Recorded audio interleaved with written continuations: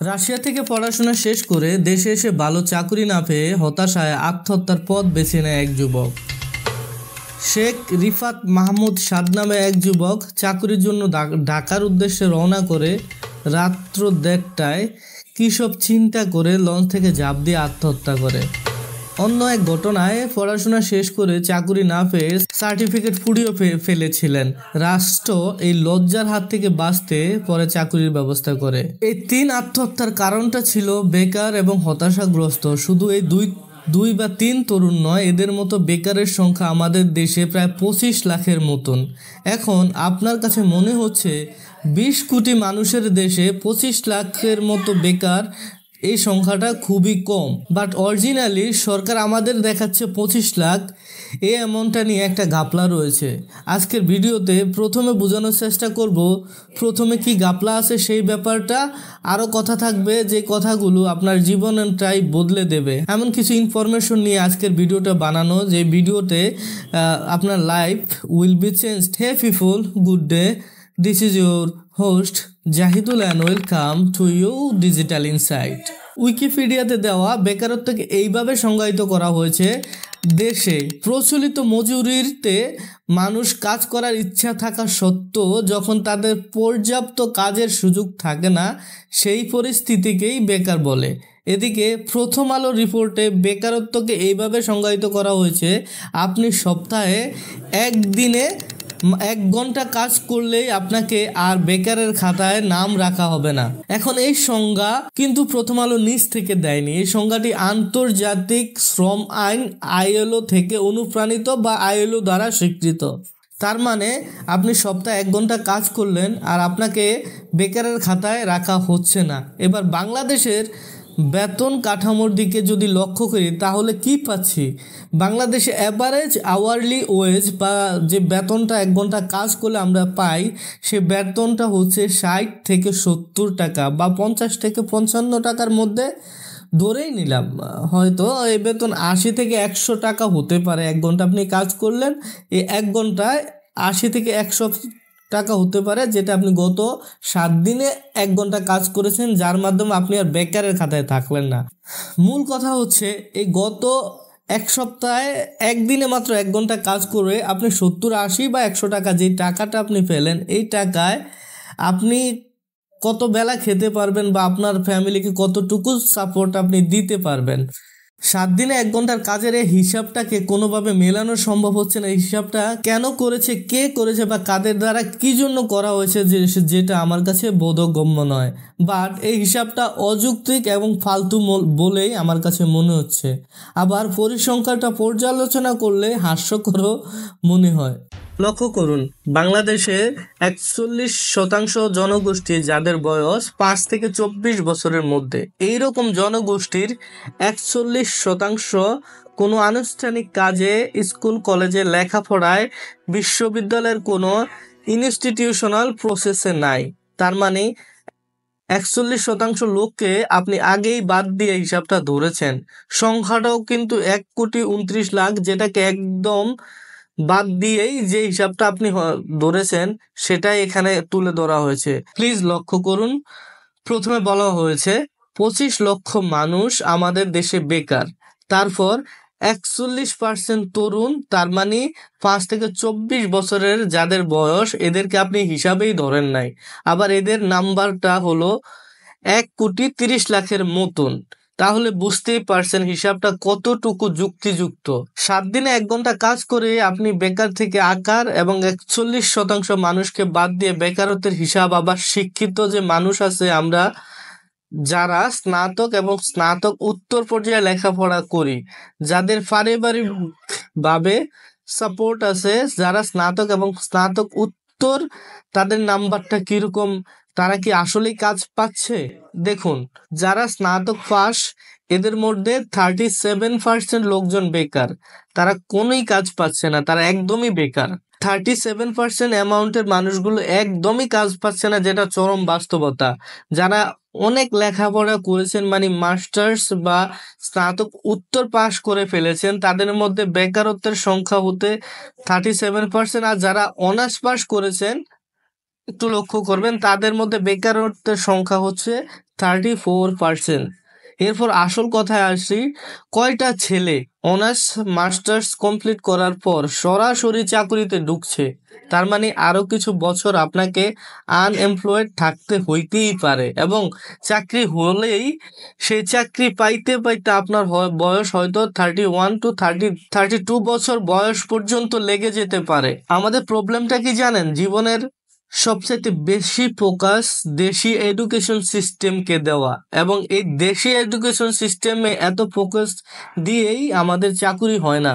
আজকের ভিডিওতে কথা বলবো এই মানদাতার আমলের এই ইকোসিস্টেমের মধ্যে থেকে আপনি নিজে কিভাবে বেকার হচ্ছেন, পাশাপাশি কিভাবে বেকার সমস্যার সমাধানটাও আপনি করবেন।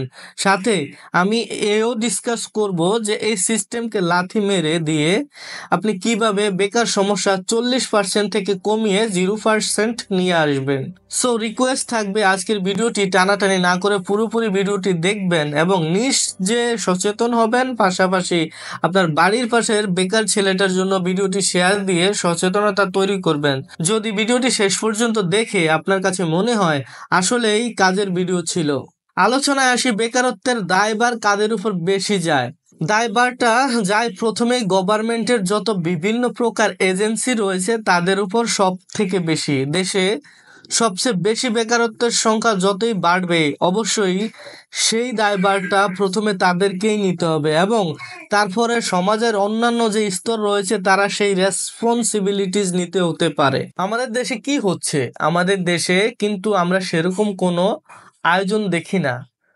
চতুর্থ শিল্প বিপ্লব কেন্দ্রিক কোনো বাজেটের আয়োজন আমাদের নেই, কোনো ফ্রেমওয়ার্ক নাই, কোনো পলিসি মেকিং নেই। কিন্তু আমরা কি পারি? প্রবাসী শ্রমিক রপ্তানি আর সস্তা গার্মেন্টস শ্রম রপ্তানি, এবং প্রবাসী শ্রমিক রপ্তানি করে কতদিন চলতে পারবো? বিদেশের অবস্থা এখন আগের মতো নাই, পাশাপাশি গার্মেন্টসের কোটা সুবিধা থেকে বঞ্চিত হওয়া আরো অনেক সমস্যার সম্মুখীন তো হতেই হচ্ছে, আর সেদিকে আমাদের নজর বিন্দুমাত্র নেই। এমন যদি হতো আমাদের দেশ এখন থেকে 1 বছর পর থেকে রোবট বিক্রি করা শুরু করবে, তাহলে কত গুণ লাভ হবে সেগুলো কি আমাদের পলিসি মেকাররা ভেবে দেখেছেন? যেমন আমি একটা উদাহরণ দিয়ে বলি, অ্যামাজন রিসেন্টলি 7.5 লক্ষ রোবট তাদের ওয়্যার হাউসে ইনজেক্ট করেছে। এই রোবট 7.5 লক্ষ মানুষের কাজ করছে। অ্যামাজন নিজেরাই দাবি করছে এই রোবট ইনজেক্ট করার পর 25% তাদের কাজের উন্নতি তারা দেখতে পাচ্ছে। 25% ফাস্ট ডেলিভারি, কাস্টমার সার্ভিস ফাস্টার হচ্ছে আগে থেকে। তাহলে বোঝা যাচ্ছে এই সুবিধা ভোগের জন্য অ্যামাজন আরো অনেক রোবট তাদের ওয়্যার হাউসে ইনজেক্ট করবে, এবং তা নিয়ে তারা আরো গবেষণা করছে কিভাবে হোম ডেলিভারি গুলোতে আরো সহজে রোবটকে ইউটিলাইজ করে তাদের প্রফিট আরো 3 গুণ এবং কাজের ডেলিভারি যে আরো ফাস্টার তারা করতে পারে। কিছু কিছু শহরে তো এই সেবা অ্যামাজন অলরেডি চালু করে দিয়েছে। এবার আসুন প্রবাসী শ্রমিকদের নিয়ে, যেমন সৌদি আরব বা মিডিল ইস্টে যে কর্মীগুলো আমরা পাঠাই, ওই জায়গাতে যদি টেসলার রোবট চলে আসে, ওইখানে যদি ওপেন এআই এর বানানো রোবট চলে আসে, ওইখানে যদি বোস্টন ডাইনামিকের ওই স্মার্ট রোবট গুলো চলে আসে, আমাদের রিপ্লেস করে দেয়, তাহলে আমাদের অবস্থা কিরকম হবে? ইন্ডিয়া, নেপাল, শ্রীলঙ্কা, বাংলাদেশের মার্কেট তো আগেই দখল করে নিয়েছে। একটু লক্ষ্য করুন, প্রবাসী শ্রমিক পাঠাতে আমাদের প্রত্যেক প্রবাসী শ্রমিকদের খরচ করতে হয় 5 থেকে 7 লক্ষ টাকা। আবার অন্যদিকে নেপাল, ইন্ডিয়া, শ্রীলঙ্কা, মিডল ইস্টে শ্রমিক পাঠাতে খরচ করে মাত্র 30 থেকে 40 হাজার টাকা। আশ্চর্যের বিষয় এই যে অনেক সময় মিডল ইস্টের কোম্পানিগুলো কোনো সময় ফ্রিতেই প্রবাসী শ্রমিক নিয়ে থাকে ইন্ডিয়া, নেপাল, শ্রীলঙ্কা থেকে, সাথে বিমান টিকিটটাও পাঠিয়ে দেয়। আর আমরা বাঙালিরা সুদের উপর টাকা নেই, বাবা মার জমি বিক্রি করে বা মা বোনের স্বর্ণের গহনা বিক্রি করে তারপর বিদেশ যেতে হয়। তার মানে এই সেক্টরেও আমরা অনেক অনেক পিছিয়ে যাচ্ছি। চতুর্থ শিল্প বিপ্লবের যে রিপ্লেসমেন্ট বা মডিফিকেশন গুলো হচ্ছে, এর ভিতর যদি আমরা পড়ে যাই তাহলে আমাদের অবস্থা কেমন হবে একটু ভাবুন তো নিজেরা। আমাদের খেল একদম খতম হয়ে যাবে। দুনিয়াটাই যখন যাচ্ছে রোবটদের দখলে, উন্নত বিশ্বের তুলনায় আমরা আছি 60 থেকে 65 বছর পিছিয়ে। কিন্তু বাংলাদেশে এই ধরনের কোনো প্রকার ফোর্থ, ইন্ডাস্ট্রিয়াল রেভলিউশন কেন্দ্রিক ডায়ালগ ডেভেলপমেন্ট বা কোনো চেঞ্জেস বা সরকারের কোনো স্পেসিফিক নীতি নিচ্ছেন না। বিষয়টা খুবই ভয়ানক যে বেকার জনসংখ্যা 25 লাখ থেকে 50 লাখ, ইভেন কি 5-7 কোটি হতেও বেশি একটা সময় লাগবে বলে আমার মনে হয় না। এই বিষয়টা মনোযোগ দিয়ে শুনবেন। গার্মেন্টসে চাকরি করা একজন শ্রমিককে যদি 12,000 টাকা বেতন দিতে হয়, সেই জায়গায় যদি আমি রোবট কিনে এনে এককালীন সেই রোবটকে মাসে 2,000 টাকায় মেনটেনেন্সে আমি কাজ করিয়ে নিই, রোবট আমার জন্য কাজ করবে 24 ঘন্টায় 24 ঘন্টা, আর মানুষ কাজ করবে 24 ঘন্টায় মাত্র 8 থেকে 12 ঘন্টা, তাও আবার 8 ঘন্টার বাইরে কাজ করিয়ে নিতে চাইলে ওভারটাইমের বেশি বেতন দিতে হবে। আর সব থেকে বড় কথা, মানুষের পক্ষে 24 ঘন্টা কাজ করা সম্ভব না। আর আমি যদি রোবটকে হায়ার করি বা আমার ইন্ডাস্ট্রিয়াল কাজের জন্য নিয়োগ করি, তাহলে অবশ্যই ওভারটাইমের টাইমে একজন হিউম্যানকে যে পে করছি সেই পরিমাণ অর্থ দিয়েই 3 গুণ বা তার বেশি কাজ করিয়ে নিয়ে বেশি প্রফিট মার্জিন করতে পারি। এই সমস্যাগুলো মোকাবেলা করতে আমরা আমাদের পলিসিগুলো আগে থেকে মেক করতে হবে। এক দেশ বা একটা জাতি তখনই উন্নতি করে যখন সেই জাতি ম্যাক্সিমাম শিক্ষিত জনগোষ্ঠী যারা well skilled and well experience এবং তারা তাদের দেশের জন্য কাজ করে এবং এই জাতির ভিতরে দেশপ্রেমটা কাজ করে। আমরা বাঙালি জাতি, আমাদের ভিতরে দেশপ্রেমের কিন্তু কমতি নেই। বিদেশ থেকে উচ্চ শিক্ষিত লোকজন দেশে ফেরত এসে কাজ করতে চায়। 13 বছরের প্রবাসের থাকার অভিজ্ঞতা থেকে বলছি, এই দেশের জন্য কিছু একটা করতে ইচ্ছে করে, দেশে থাকতে ইচ্ছে করে, কিন্তু আমাদের দেশ কি রাখতে পারছে বা রাখতে পারে এই সমস্ত স্কিলড মানুষজনদের? এই জায়গাতে স্পেশাল নজর দেওয়া উচিত। এখানে একটু বেশি কদর দেখানো উচিত, একটু বেশি দরদ দেখানো উচিত। কিন্তু যত কদর ও দরদ দেখানো উচিত ছিল তা কিন্তু আমাদের দেশ করতে পারছে না।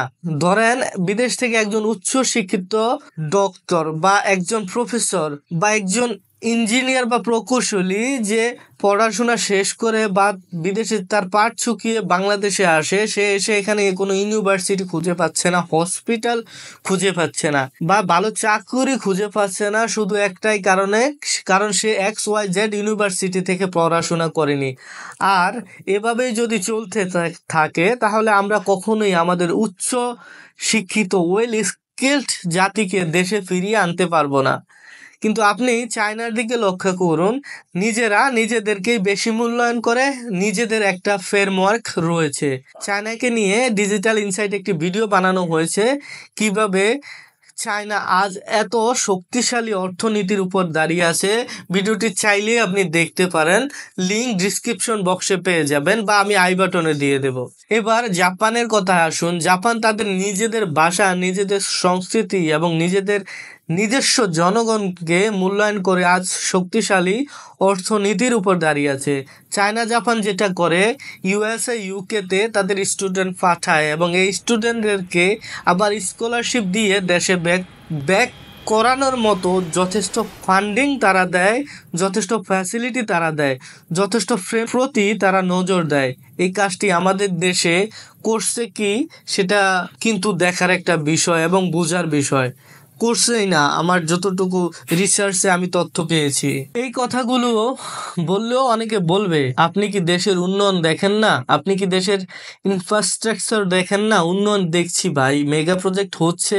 মেগা প্রজেক্ট করা খুব খারাপ কিছু না, যদি সেই মেগা প্রজেক্টগুলোতে আমাদের লোকাল এক্সপার্টিস ইউজ হয়। কিন্তু আমরা কি পারছি একজন বাংলাদেশি ইঞ্জিনিয়ারকে সেখানে ইনজেক্ট করতে? পারছি না। কেন? দোষটা কার? কেন বাংলাদেশে এক্সপার্টিসরা সুযোগ পাচ্ছে না তা নিয়ে আমাদের পর্যালোচনা করতে হবে। আবার জেনে রাখুন, বিদেশ থেকে লোকজন হায়ার করা কিন্তু খারাপ কিছু না।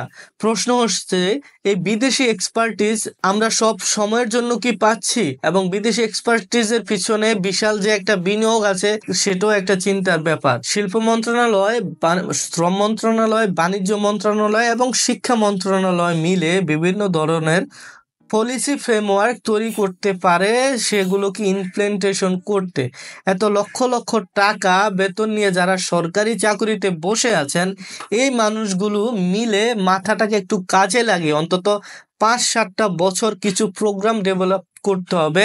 ট্রেনিং প্রোগ্রামগুলো এমন হবে, বেশ কিছু বাংলাদেশিদের টিম তৈরি করবে বিভিন্ন সেক্টরে, যেমন কনস্ট্রাকশন, আইটি, চিকিৎসা বিজ্ঞানের জন্য স্পেশাল কিছু ট্রেনিং এর ব্যবস্থা করা। সিরিয়াসলি কনস্ট্রাকশন যেন বিশাল মেগা প্রজেক্টগুলোর জন্য বিদেশি এক্সপার্টিস হায়ার না করতে হয়।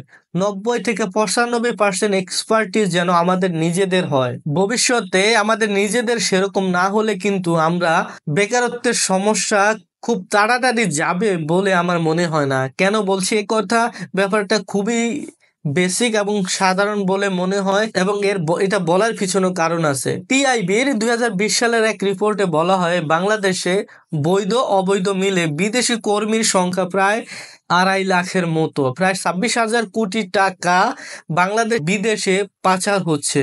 জি, আপনি ঠিকই শুনেছেন, তাও আবার এই টাকা অবৈধভাবে পাচার হচ্ছে। পয়েন্টটা লক্ষ্য করুন, একে তো আমাদের দেশে শ্রম বাজার প্রতিষ্ঠা পেলই না, আবার অবৈধভাবে টাকা পাচার হচ্ছে বিদেশে। পাচার হয়ে যাওয়া টাকা যাচ্ছে, কিছু লিস্ট আছে আমার কাছে। পাচার হয়ে যাওয়া দেশগুলোর লিস্টে প্রথমে রয়েছে রাশিয়া, বাংলাদেশ, যারা বাংলাদেশের সব থেকে বেশি কর্মী কাজ করছে। 2 নম্বরে রয়েছে ইন্ডিয়া, আর 3 নম্বরে রয়েছে চায়না। দৈনিক ডেইলি নিউজে দেশে 1 বছর বিদেশি কর্মীর সংখ্যা বেড়েছে 87%। 106টা দেশ থেকে বাংলাদেশে আসে বিদেশি মানুষ কাজ করতে। আমরা বাঙালিরা বিদেশে গিয়ে ঝাড়ু দিয়ে হামার পিটিয়ে টাকা দেশে পাঠাই, আর আমাদের দেশের ভুল সিস্টেমের কারণে সেই টাকা পাচার হয়ে বিদেশ চলে যায়। আমাদের মেগা প্রজেক্ট লাগবে, এক্সপার্টিস লাগবে, বিদেশি কর্মীও লাগবে, কিন্তু বিদেশি কর্মীর বেশি রেশিওটা দিন দিন বাড়বে নাকি কমবে সেই ডিসিশনটা কিন্তু আমরা নিতে পারি। আমাদের উন্নয়ন লাগবে, সেই বিষয়ে আমরা সচেষ্ট যদি আমরা আমাদের নিজেদের এক্সপার্ট নিজেরাই কেন ইউজ করতে পারি না সে ব্যাপারে একটা প্রশ্ন। শিক্ষা বাজেট নিয়ে কথা বলি, 70-80 হাজার কোটি টাকা আমরা যেন সব টাকাই শুধু বিল্ডিং তৈরি করতে আর বেতন দিতে খরচ না করে ফেলি। চতুর্থ শিল্প বিপ্লব হওয়ার ফলে যে রিস্ক আছে, আমাদের শ্রম বাজারে আমাদের যে এলিমিনেট হওয়ার যে রিস্ক আছে, সে বিষয়ে খুব ভালোভাবে আমাদের পর্যালোচনা বা পলিসি মেকিং করা উচিত। আমাদের নিজেদের ইন্টারনাল কর্মসংস্থান যেটা আছে, আমাদের নিজেদের ইন্টারনাল শ্রমবাজারে যে 26,000 কোটি টাকা আমাদের দেশে থাকে, যথেষ্ট ফান্ডিং করা হয়, সেদিকে পলিসি মেকআপদের প্রতি আমার অনুরোধ থাকবে। আর না হলে কিন্তু বেকারত্বের সংখ্যা 25-50 লাখ হতেও বেশি দিন সময় লাগবে না। যদি এর আগে আমি এই সংখ্যাটা প্রায় 5 কোটি বলেছি, সেটাও কিন্তু অসম্ভবের কিছু না। আপনাদের শ্রীলঙ্কার কথা মনে আছে? যে শ্রীলঙ্কা হঠাৎ করেই তাদের অর্থনীতি ধ্বংস হয়ে গিয়েছিল শুধুমাত্র ভুল পলিসি মেকিং এর কারণে। এখন আছি এটা চতুর্থ শিল্প বিপ্লব। এই সময়টা জ্ঞান ভিত্তিক সমাজ ব্যবস্থার যুগ। এই সময় দেশের চিন্তাশীলরা গার্মেন্টস আর বিদেশি রেমিটেন্সের দিকে মনোযোগ দেন, তাহলে দেশকে লম্বা সময়ে আর্থিকভাবে শক্তিশালী রাখা বেশ কঠিন হবে। এই বিষয়ে কোনো সন্দেহের অবকাশ বিন্দু মাত্র নেই। বেকারত্ব দূরীকরণে সমাজের বিশাল ভূমিকা রয়েছে। যদি সমাজের কথা বলি, দেখুন, যে লোকটা বাংলাদেশে বসে কায়িক কোনো পরিশ্রম করবে বা কোনো ছোট কাজ বা অড জব করবে এবং এই কাজগুলো করে যে পয়সা ইনকাম করবে, আমাদের সমাজ তাদেরকে ছি করে, তার কোনো মূল্য নেই এই সমাজে। কিন্তু সেই কাজে যদি বেকারত্ব দূরীকরণে সমাজের বিশাল ভূমিকা রয়েছে। যদি সমাজের কথা বলি বা বলতে চাই, আমাদের সমাজে যে ছোট কাজগুলো আছে বা কায়িক শ্রম বা অড জবগুলো আছে, এই জবগুলো করে আমরা যদি পয়সা ইনকাম করতে যাই, তাহলে আমার সমাজ ব্যবস্থা ছোট কাজগুলোকে ভালো চোখে দেখে না বা ছি করে, বা তাদের চোখের অ্যাঙ্গেলটাই অন্যরকম হয়ে যায়। আর ঠিক সেম কাজটা আমরা যদি ইউরোপ আমেরিকাতে গিয়ে করি, তাহলে আমাদের কাছ থেকে বাহবা পেতে সামান্য একটু দেরি হয় না, এবং আমরা খুব উল্লাদের সাথেই বলতে থাকি, বাহবা, ছেলেটা ইউরোপ থাকে, হেভি একটা ব্যাপার। এখন আসি বাংলাদেশে ইন্টারনালি কোনো একটা স্টুডেন্ট ফুড ডেলিভারির কাজ করে, তাকে আমরা খারাপ চোখে দেখি না, তাকে আমরা দরিদ্র মনে করি। কিন্তু কেন করি আমরা, সেটাই হচ্ছে প্রশ্ন। সমাজের কথায় বসে থাকলে আপনার লম্বা সময় বেকার থাকার সম্ভাবনাটা অনেক বেশি থাকবে। সমাজ ব্যবস্থার আরো কিছু সমস্যা আছে। কেউ ছোট ছোট ব্যবসা চালু করলে সমাজ সংসার তাকে নিরুৎসাহিত করবে।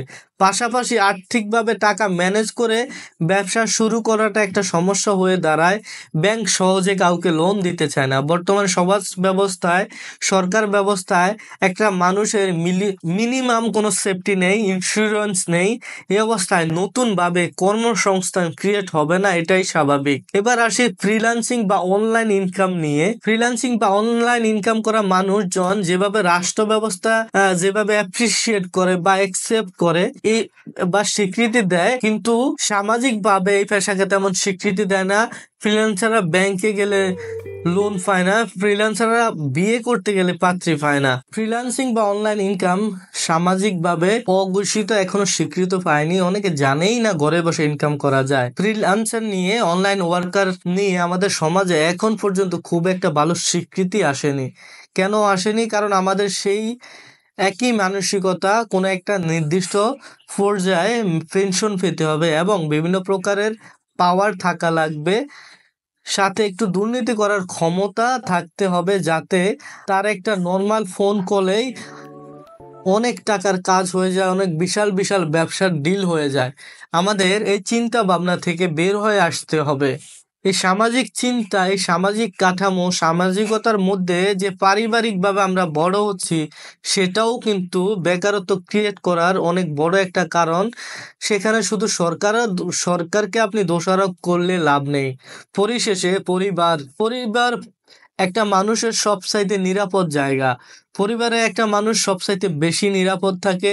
যেমন সদ্যনাথ শিশু মায়ের কোলে থাকে, পরিবারটা একটা মানুষের কাছে তেমন একটা হওয়া উচিত। এসব সুইসাইডাল কেস এবং সমাজের ডিপ্রেশন রেট দেখা, হতাশার রেট দেখে মনে হয় অনেকের জন্য পরিবারটা একটা জেলখানা হয়ে গিয়েছে। একজন মানুষের ভালো চাকরি না হলে, ভালো টাকা না হলে, সে দুর্নীতি করতে না পারলে, সে অনেক বড় কালো গাড়ির মালিক না হতে পারলে বা লাল গাড়ির মালিক না হতে পারলে সমাজ তাকে নিচু চোখে দেখে। এই প্রেসারে পড়ে পরিবারও কিন্তু মানুষের প্রতি যথেষ্ট মানসিকতার কারণ হয়ে দাঁড়ায়।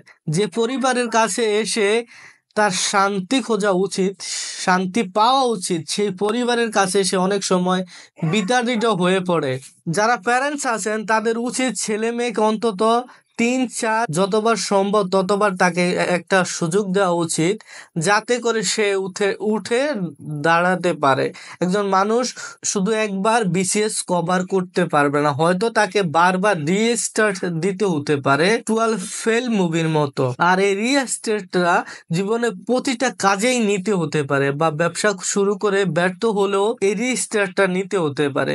খারাপ সময় ফ্যামিলির উচিত পাশে থাকার, মানসিকভাবে, আর্থিকভাবে নিজে উপস্থিত থেকে যেভাবে সাহায্য করা দরকার সেভাবে সাহায্য করা উচিত। এবার কথা হলো আপনি ব্যক্তি নিজেকে নিয়ে। সোসাইটি, রাষ্ট্র এবং নিজের পরিবারের সমস্যা সারা জীবনই থাকবে, কিন্তু কতদিন সোসাইটি, রাষ্ট্র, নিজের পরিবারের দোষ দিয়ে চালিয়ে দেওয়া যাবে? আজ এই ভিডিও দেখার পর শুধুমাত্র একটা সিদ্ধান্ত নিন, কাল সকালবেলা হবে আপনার নতুন সূর্য। কাল থেকে আপনি আর বেকার থাকবেন না। রাস্তায় গিয়ে ঝালমুড়ি বিক্রি করুন, আইসক্রিম বিক্রি করুন, ফুচকা বিক্রি করুন, আর কিছু করতে না পারলে প্রতিদিন অন্তত আপনার মোবাইল দিয়ে একটি ভিডিও শুট করুন, আর এই ভিডিও ফেসবুক, ইউটিউবে আপলোড করা শুরু করুন। কথা দিচ্ছি, যদি এই পরিশ্রমটা আপনি মন থেকে করেন, তাহলে আপনার আর ফিরে তাকানো লাগবে না। আজকের মতো আমি এখানেই বিদায় নিচ্ছি। বিদায় নেওয়ার আগে বলতে চাই, আর কোনো ব্যক্তিকে বেকার থাকার জন্য আত্মহত্যা যেন না করতে হয়, আর যেন কাউকেই চাকরির জন্য সার্টিফিকেট পড়াতে না হয়। আজকের ভিডিওটা দেখার জন্য অনেক অনেক ধন্যবাদ। ও হ্যাঁ, কনগ্রাচুলেশন, কাল থেকে আপনি বেকার থাকছেন না। কিছু না করতে পারেন, অ্যাটলিস্ট ভিডিও শুট করা শুরু করে দিন। ফেসবুক, ইউটিউব এই ভিডিওর জন্য আপনাকে ভালো পরিমাণ পে করবে একটা সময়। ভিডিওটি যদি মনে হয় আপনার কাছে হেল্পফুল বা অন্য কারো দেখার দরকার আছে, অনলি দেন আপনি তাদের সাথে শেয়ার করবেন। এবং অনেকেই আছেন আমার চ্যানেলে ভিডিও দেখছেন কিন্তু চ্যানেলটি সাবস্ক্রাইব করছেন না। সো আপনার কি করা উচিত? Please do subscribe right now. দেখা হবে পরবর্তী কোনো ভিডিওতে, পরবর্তী কোনো ইম্পর্টেন্ট টপিকস নিয়ে। ভালো থাকবেন। আল্লাহ হাফেজ, টাটা, বাই বাই।